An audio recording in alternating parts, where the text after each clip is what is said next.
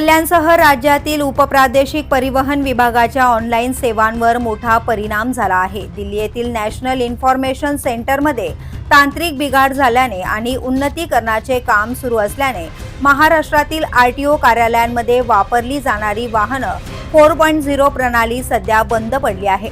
कल्याणचे उपप्रादेशिक परिवहन अधिकारी आशुतोष बारकुल यांनी दिलेल्या माहितीनुसार 9 मे पासून या प्रणालीमध्ये अडचणी निर्माण झाल्या असून दुरुस्तीचे काम सुरू आहे।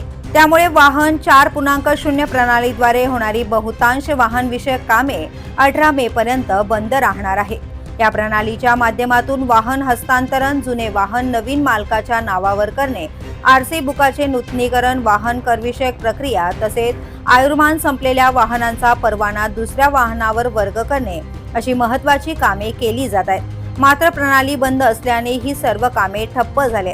आरटीओ प्रशासनाने नागरिकांना 18 मे पर्यंत या कामांसाठी कार्यालयात फेऱ्या मारू नयेत असे आवाहन केले आहे।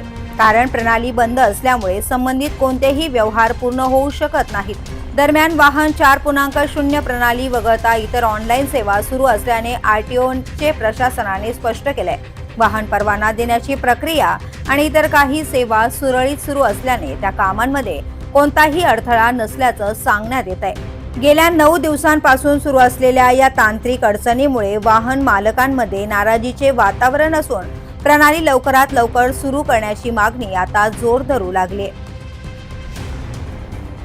द पोलीस न्यूजसाठी अनिल शिरसाट, कल्याण।